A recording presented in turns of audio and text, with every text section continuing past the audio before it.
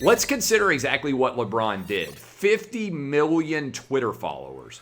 And he made the decision to share the image of a police officer who had saved a life, probably, as a way to argue that that police officer needed accountability and that he needed consequences for his behavior.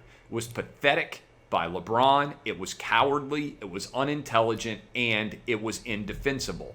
LeBron deleted that tweet, and then he followed it up with tweets that made even less sense going forward. I'm going to read those tweets to you now, and then I'm going to indict the larger sports media, which continues to cover for LeBron James, even though he does not deserve it at all.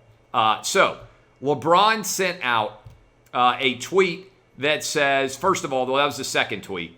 LeBron followed up the tweet that he deleted and said, "I'm so damn tired of seeing black people killed by police.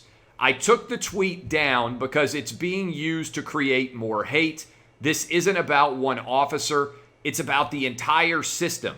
And they always use our words to create more racism. I am so desperate for more, all caps, accountability." Well, one thing that would be accountable, LeBron, is actually watching a video before you put a police officer on blast to 50 million of your Twitter followers.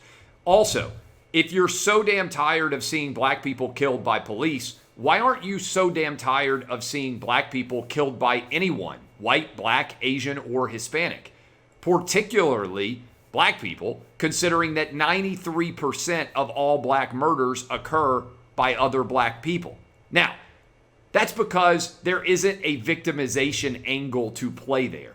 LeBron could try and do some legitimate good by calling out all victims of violence, white, black, Asian, and Hispanic, and saying that he is in favor of far less death and he's going to take some actions as a result to try to make it happen. But he doesn't do that.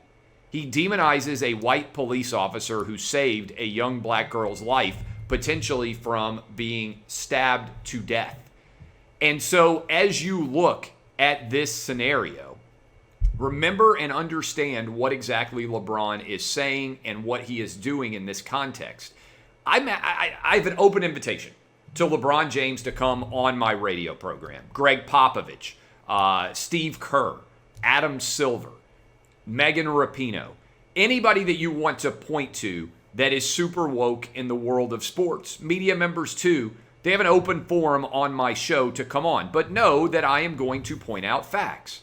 And the facts are these. We have allowed, the sports media has, and the media in general, have allowed athletes who aren't very well educated on subjects to turn police into the devil while claiming that they are the reason for all negative violence that's going on in the world. And the truth of the matter is this.